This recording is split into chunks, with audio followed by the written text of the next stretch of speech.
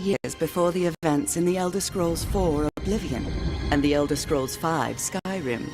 The Elder Scrolls Online lets you take part in the stories set within the compelling history and deep lore of the Elder Scrolls franchise. Define you want to play, you can start wherever you like. With no restrictions and no subscription required, this massive world is yours to explore, alone or with friends. Choose a favorite location or storyline and jump in.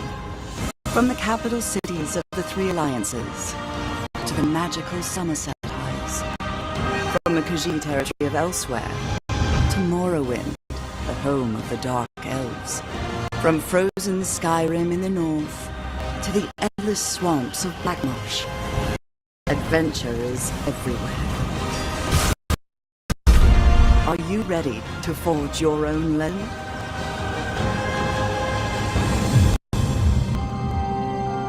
Options for creating and personalizing characters in the Elder Scrolls Online are almost without limit. Choose from 9 different character races, with a 10th race option available as an add-on. Select from 6 unique classes and customize them to fill exactly the role you want to play. Want to create a high elf sorcerer who wears heavy armor and wields dual daggers for close quarters combat? Why not? Or maybe a red guard dragon knight who prefers light armor and a bow. It's completely up to you. Earn skill points as you adventure across Tamriel to improve your character. Then master and customize your skills to match your style of play. As you explore the world, keep an eye out for sky shards. For every 3 of these rare crystals you collect, you earn a bonus skill point to spend on your character. The in-game skill advisor provides recommendations on how to best spend your points at each level, based on the different roles available to your character. And you can always reset your skills and reallocate your points whenever you visit a major city, so you can build and play the exact character you imagine. Go anywhere, do anything. That's the freedom presented in the Elder Scrolls Online. The game scales your character to the content, so explore any dark cave or mysterious forest that intrigues you. Adventure on your own, or with friends, even if those friends have wildly different levels or belong to different alliances. Dive into the rich and varied story content as a solo player, or join a group to take on the most dangerous dungeons and boss monsters in the world. During your character creation, select one of the 3 alliances competing for power in this era: the Daggerfall Covenant, the Ebonheart Pact, or the Old Mary Dominion. Each alliance features a unique and compelling storyline, but your choice never precludes you from playing with friends of different alliances. The Elder Scrolls Online is designed so you can travel anywhere at any time, no matter your level or alliance. Tamriel is a dangerous place. When you cannot sneak or talk your way out of conflict, you have to fight. The Elder Scrolls Online features an action-based combat system, reminiscent of the classic Elder Scrolls games. Use your skills, special abilities, and a combination of light and heavy attacks to defend yourself and your allies while you obliterate your foes. Unleash powerful synergy attacks when fighting as part of a group, and use block and dodge to reduce damage and avoid enemy attacks. If you prefer sneaking to direct combat, you can use stealth to evade detection, get around obstacles, or even set yourself up to unleash a potent surprise attack. Even the best solo player needs a little help now and then. Use the Group and Activity Finder and the Friends list to team up with other players for a dungeon or other adventure. The Elder Scrolls Online community is extremely welcoming to new players and invites them to join in. Our players go out of their way to help new players and show them the ins and outs of adventuring in Tamriel. This is especially evident within player guilds, a great way to meet others and develop lasting relationships that enhance your game. Join a guild to trade resources, tackle group content, or simply chat about the latest revelation of lore. There are also in-game guilds your character can join to receive new skill options and special rewards. The Fighters Guild, the Mages Guild, the Dark Brotherhood, and the Thieves Guild are all accessible through story content. And for a real challenge, join the Undaunted and earn a unique skill line and extra rewards for tackling group dungeons. Dungeons present some of the most difficult and dangerous content available in the Elder Scrolls Online. From the small dungeon delves that challenge solo players, to group dungeons that require 4 players to take on, to the ultimate 12-person trials. These strange and wondrous places offer amazing visuals, complex battles, and compelling opponents unlike anything else in the game. Once your character reaches 10th level and you have a better understanding of the game, the Elder Scrolls Online gives you the option to participate in a variety of player versus player, or PvP, content. Duels offer a more intimate PvP experience, where you can test your skills or try out a new character build in one-on-one combat against another player. Battlegrounds present short, intense combat as 4-person teams take on 15-minute battles to earn achievements, experience, and special rewards. Alliance wars are large-scale battles where the 3 alliances fight for control of the imperial capital of Cyrodiil. With siege weapons and massive armies, fight to capture and defend keeps and win the day. While you adventure and explore, don't forget to collect the valuable resources you find scattered throughout the world. These items can be used to craft weapons, armor, food, potions, and accessories that you can use to improve or further customize your character. Develop your skills in one or more professions and improve them by completing specialized crafting writs. The professions include alchemy, blacksmithing, enchanting, clothing, woodworking, provisioning, and jewelry crafting. The Elder Scrolls Online provides players with the ability to own and personalize homes for their characters all across Tamriel. Homes can be acquired by completing quests, purchased through the Crown Store, or bought with in-game gold. Houses consist of single-room abodes to multi-chambered mansions. But nothing beats the opulence or grandeur of a manor house, complete with luxury accommodations for your character and up to 24 guests. Home ownership doesn't end there. Craft furnishings and accessories to personalize, improve, and decorate your home. There's never been a better jump in and starting the Elder Scrolls Online. With access to a multitude of adventures all across the width and breadth of Tamriel, and the freedom to play wherever and however you like. It's time to begin your Elder Scrolls story.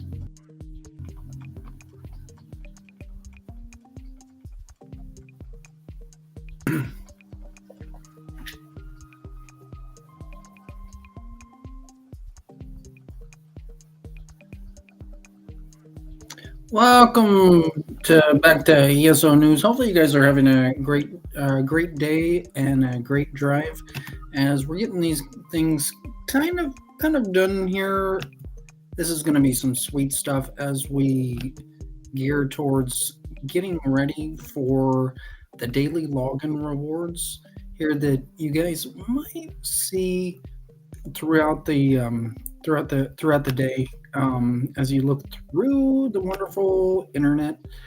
We have the daily login rewards that are ending for this month as we have some things going on inside of the system. So we're looking at about 3 a.m. Most of you guys aren't going to be awake over at 3 a.m. when the new things come in. I'm super excited about the daily login rewards. As you can kind of see them right over here, where we are just barely starting to form the new daily login rewards for the new upcoming month here. Hopefully you guys have enjoyed the daily login rewards that have been available for you throughout the entire month of April. This has been some exciting things in Elder Scrolls as we're gearing towards the next chapter of Gold Road. Super sweet stuff. Gonna get in there here in a little bit into the game just by looking at the screen with the first glimpse in ESO. That's absolutely beautiful. Those of you guys that are over in Port Angeles, I hope you guys can make it over to Shelton today to where you can get to game night over at 7 o'clock. Hopefully you guys are ready for the game as much as I'm ready for the game. Some of these buttons are kind of hard to look at as we prepare for the next chapter, as the screen just came on for me. So this is a really good thing as we are pretty much seeing nothing right now. If you are like a person who likes to go into Black Friday, like sitting over at a store like before the release, that's awesome. But what I'm suggesting here in Elder Scrolls Online, suggesting to those of you guys, when you wake up, then look at the daily login rewards of what you're gonna receive. Right now, it's kind of pointless to look and go over at 3 in the morning. Some people are really excited to look into what the actual rewards are going to be right when they come out. Some people like to do that. What I like to do is I like to wait in like a couple hours until the screen has been fixed and to where I can see what the daily login rewards are. That's an awesome thing, looking in. And so with that, I'm going to go over back here into what's going on here as we're moving a little bit forward, fast forward, if you want to call it. We're looking into the new version off of the patch notes with 9.4.5. As you see the template here with 9.3.5, we're gearing towards looking for the numbers 9, 4, and 5. So it says right here in the patch notes, welcome to the Elder Scrolls Online, version 9. Oh, we have the number 9. And we're looking for the number 4 next. So we have 9.3.5. And our first DLC for 2024, we have the number 4 by the ending number of the year here of 2024. Scions of Athelia. This DLC features 2 challenging new 4-player PvE dungeons. Oathsworn Pit is a training ground for Malakath's Chosen. The God of Churches the God of Churches demands you enact revenge on behalf of the fallen in Bedlam Val, located within the demoplane of Maelstrom. You'll find cultists have invaded. Probably took some of your cake too. I don't know. And it's up to you to defend this ancient vault and the mysterious relic it protects. Completing these dungeons gives you the chance at obtaining a number of new set items, collectibles, achievements, and more. You hungry for cake? I am. So when you do get over here in the next couple of days over in Port Angeles, bring me over some cake. I would like some cake. I'm sure a lot of other people would like some cake too. But especially bring me some cake. I would really like some cake. If you can make it out here, that would be great. As part of the free base game update, we've added 3 new PvP item sets that are earned from Rewards of the Worthy in addition to new antiquity. We've also unified gear repair kits to aid in any inventory woes, and siege equipment will also now stack. Undotted key rewards have been increased, and we've also updated graphic settings presets and the minimum specs for the game. We hope you enjoyed this year's first DLC, which is approximately 2.26 gigabytes in size. A lot more when the new versions come out, so don't worry about all of that. We're going to try to get some of that stuff taken care of in the table of contents. New features, updates, big changes. Scions of Athalia DLC game pack. 2 new dungeons. New item sets, achievements, and titles. Update 41 base game. As you can kind of tell by now, we're gearing towards fulfilling the update 42 as we're gearing towards the version 10.0.1 as we are presenting the version 9.4.5. Unified repair kits, stackable siege weaponry, new rewards for the worthy, new antiquities, new collectibles, increased undaunted key rewards, tutorial updates, new furnishings, new container icons, UI font rendering, which nobody really understands a whole lot about the UI. It's a universal interface. Not a user. We're universal. Minimum spec update. Updates to graphics, settings, presets, combat and gameplay, combat and abilities, itemization and item sets, companions. If you didn't know, I was talking earlier, some guys, about the volatile familiar. The volatile familiar was kicking the Golden Saints' butt inside the game in Cyrodiil. However, we don't know how they interact with beating the other enemy characters that you guys play in the game. So we're kind of gearing towards seeing how and which characters will beat those new characters coming up here in the next chapter to let you guys know. That's some studies being done, so that's a really, really good thing with fixes and improvements. Chapters and DLCs, base game. With the DLC game pack, new features, updates, and big changes, 2 new dungeons are being introduced. Oathsworn Pit. For centuries, the secluded retreat of Oathsworn Pit has been a proving ground for followers of Malakath, honing their martial skills in the shadow of the Daedric Prince. Some of you know you want that Malakath statue in your house. A band of wood elves calling themselves the Recollection have really recently arrived with an ultimatum. Join their army Adoi, as it says. Join their army Adoi. Bending the knee to these usurpers would draw shame in the eyes of Malakath, and battle commenced. What does that mean? Bending the knee. You bend your knee for some cake to these usurpers. It worked to get the cake, apparently. Now the lodges of the pit stand against the Recollection. You remember who the Recollection is? Probably has something to do with the orcs. The Recollection. To free themselves from the shackle of servitude.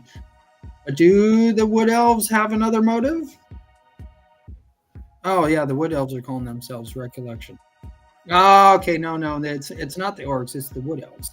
Okay, so it's taking me a little bit to understand like what the Recollection is and whatnot. Battle and Val, the workshop of Fa nu hen. Have you ever like, come on, chicken, come on, chicken, come on, Bedlam Bell, has been invaded by a mysterious force calling themselves the Blind Path and led by an imposing Daedra known as the Blind. Ruff Ruff. Her forces have seized control of the workshop, searching for an artifact of great importance. The Echo near Fa knew it hen. Ever delighted by surprises and tests, is amused by this intrusion. And could he remember what the Echo near was? Or where it was? He would undoubtedly seal it away. One thing is for certain, the artifact must not fall into the hands of the blind and her forces.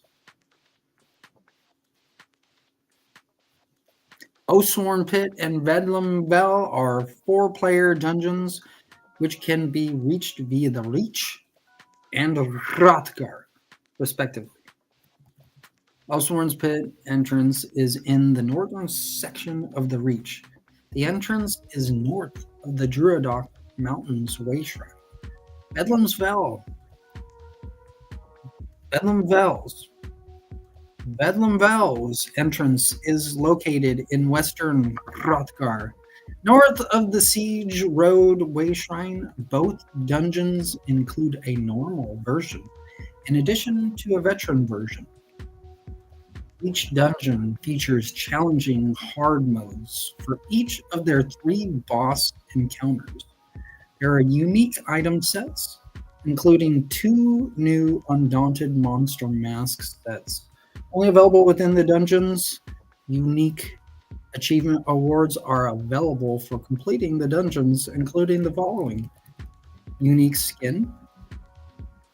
The blood marks of Malakath are available for those who complete both Osworn Pit and Bedlam Vel on at least veteran difficulty and trigger the achievement Scions of Athelia Delver. You guys are going to get some good experience by going into the deathmatch. That's going to be sweet. Hopefully you get into there. 2 unique mementos. The Malakath Helm Haunt and Ekonur Examination mementos are available players who complete Osworn Pit and Bedlam Vel, respectively, or at least veteran difficulty.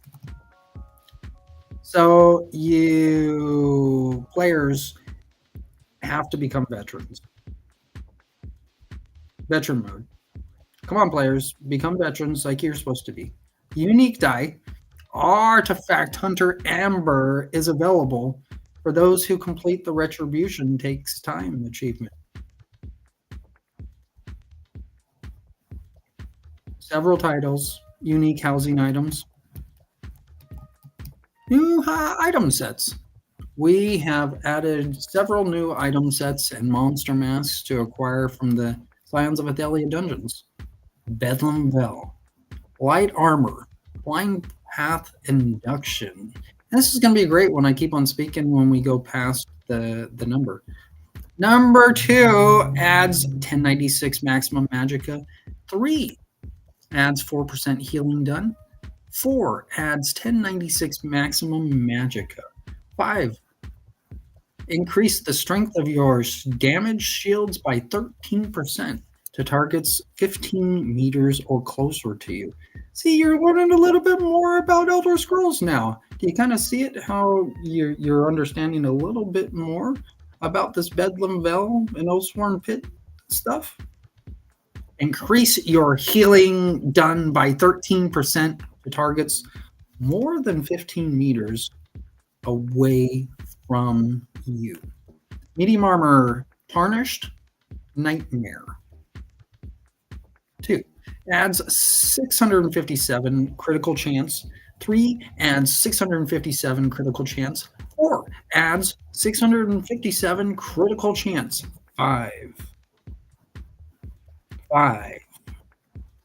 Important for 5 When you deal critical damage to an enemy, glass shards burst 8 meters around them, dealing physical damage to enemies in the burst and applying the sundered status effect, dealing additional physical damage and applying minor breach for 4 seconds, reducing the target's physical and spell resistance by 2974. Not the year 2974. It's the in the thousands thing. And there was an earlier thing talking about the spell casting earlier on in Discord. We were talking about the payment process inside of Discord, and then there was a player who just came out of nowhere and said something about, is it true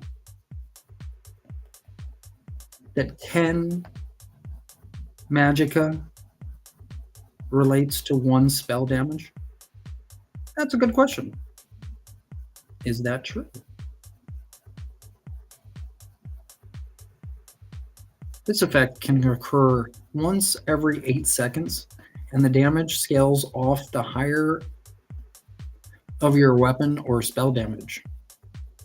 This could pretty interesting on the stats of thinking about it. Your damage shields increase the strength of your damage shields by 13%.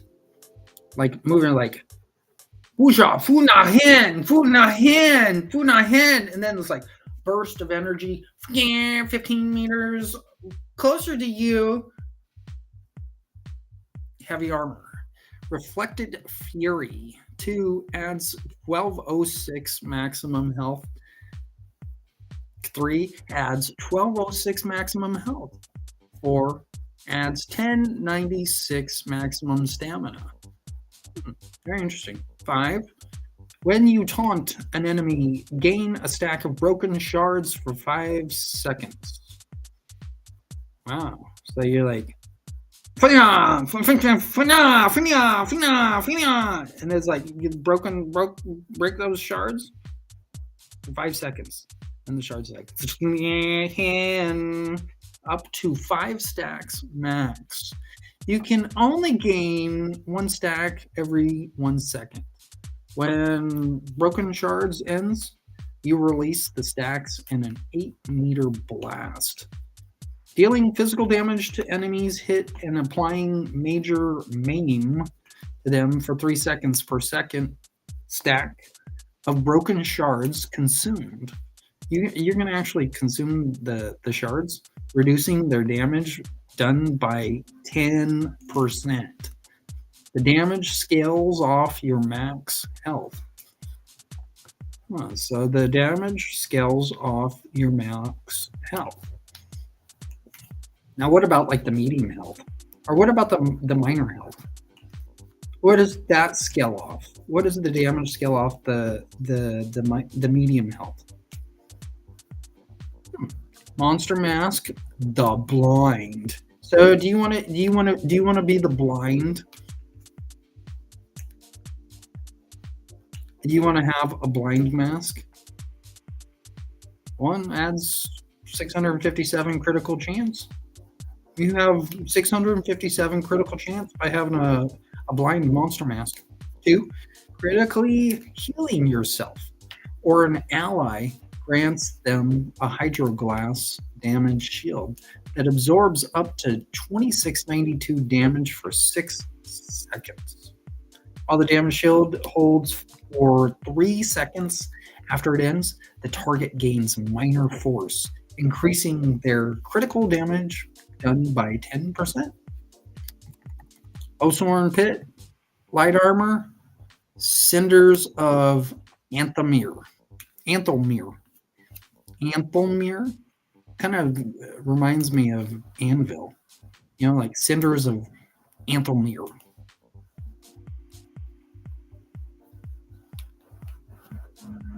It's like cinders of Ant. Hey, come to me, Ant. 2 adds 1487 offensive penetration. 3 adds 129 weapon and spell damage. 4 adds 129 weapon and spell damage. 5 on dealing damage. Summon a cinder moth for 8 seconds that chases. Heck is a cinder moth anyway. The target and searches for a one new within 8 meters if the initial is slain. The first enemy that gets near the cinder moth causes it to stop and burst after 8 seconds. Wow, that's pretty gory. Like, hey, cinder moth, I'm trying to chill with you, but the enemy's coming over and trying to take you out. So, cinder moth, you're gonna have to become our friend, and you're gonna have to fight with us.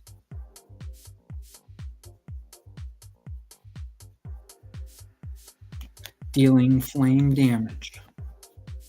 And applying burning to enemies within 8 meters. This stuff really is calculated. And it's like 8 meters, and this can occur once every 8 seconds and scales off your weapon and spell damage. Medium armor. Sleuth rugs, hunger.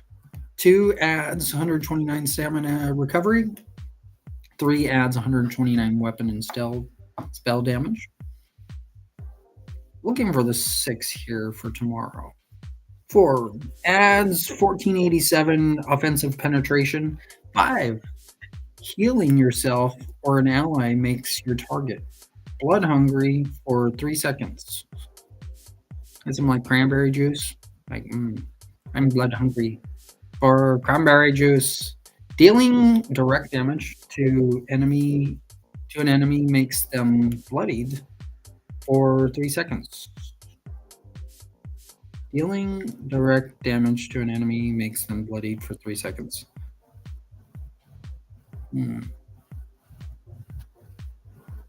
Sleuth rugs. Hunger. Bloodied enemies take 4% more damage from and deal 4% less damage to blood-hungry targets. I remember what the blood-hungry targets are. They're those zombies that are walking around.